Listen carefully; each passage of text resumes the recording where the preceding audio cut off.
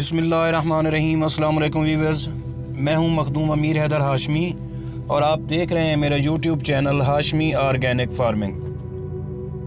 अजीज़ viewers, आज हम बात करने वाले हैं ऑर्गेनिक सरसों या कैनोला की काश्त और फार्मिंग पर। साथियों, इसके मीलों या मुरब्बों पर फैले खेत देखने में जितने खूबसूरत नज़र आते हैं उतने ही ज़्यादा इसके फ़ायदे भी हैं। सरसों या कैनोला का तेल सदियों से हम इंसानों के इस्तेमाल में है।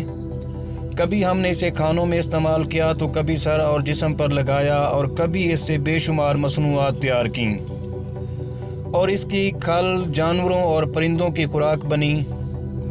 दोस्तों, इसकी बहुत सी इकसाम हैं जिनमें राया, सरसों, कैनोला, तोरिया, तारा, मीरा काबिल ज़िक्र हैं।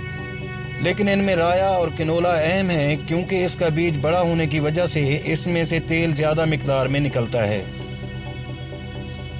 अजीज़ व्यूअर्स, अगर इसमें बीमारियों की बात करें तो इस पर रस चूसने वाले कीड़े ज़्यादा हमला करते हैं, जिनमें एफिड और जेसिड यानी तेला वगैरह। लेकिन दोस्तों, ये कीड़े खाली पानी के प्रेशर स्प्रे से भी ख़त्म हो जाते हैं। इन कीड़ों का बर वक्त कंट्रोल ज़रूरी होता है, वरना ये पैदावार में कमी लाने का सबब बनते हैं। अजीज़ व्यूअर्स, अगर इसकी काश्त की बात करें तो ये गंदम की फसल के साथ साथ काश्त होता है। इसकी बिजाई लाइनों में करनी चाहिए ताकि जड़ी बूटियाँ कंट्रोल हो सकें। अगर छट्टा से काश्त करेंगे तो जड़ी बूटियाँ ज़्यादा उगाती हैं जो फसल की पैदावार में कमी का बायस बनती हैं।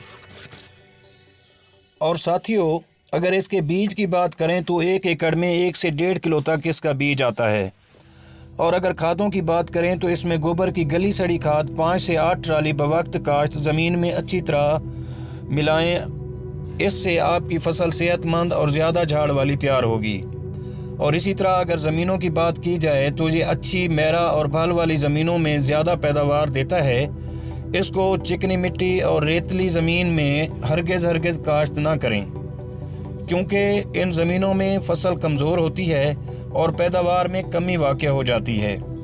साथियों, ये कम पानी वाली फसल है। इसको पहला पानी बुआई के वक्त और दूसरा पानी फूल आने से पहले दे देना चाहिए और तीसरा पानी फली में दाना बनते वक्त दे देना चाहिए, जिससे आपकी फसल बेहतरीन तरीके से पक जाएगी। अजीज़ व्यूअर्स, इसी तरह अगर कटाई की बात करें तो इसे सब्ज़ी काट लेना ज़रूरी होता है। अगर ये ज़्यादा पक जाए तो कटाई के वक्त इसके दाने ज़मीन में बिखर जाते हैं, जिससे काश्तकार को नुकसान होता है। इसलिए जब 70% दाना बन जाए तो सब्ज़ फसल ही काट लेनी चाहिए ताकि नुकसान से बचा जा सके। अजीज़ साथियों, आप सरसों की फार्मिंग के साथ साथ शहद की मक्खियों के डब्बे रख कर शहद हासिल कर सकते हैं। इस तरह आप शहद और सरसों से डबल कमाई कर सकते हैं। अजीज़ साथियों, अगर आपको मेरी ये वीडियो पसंद आई हो तो प्लीज़ लाइक और शेयर ज़रूर कर दें। और अगर आप मेरे चैनल पर नए हैं तो प्लीज़ चैनल को ज़रूर सब्सक्राइब कर दें। शुक्रिया। अल्लाह आपका हामी व नासिर हो। अल्लाह हाफ़िज़।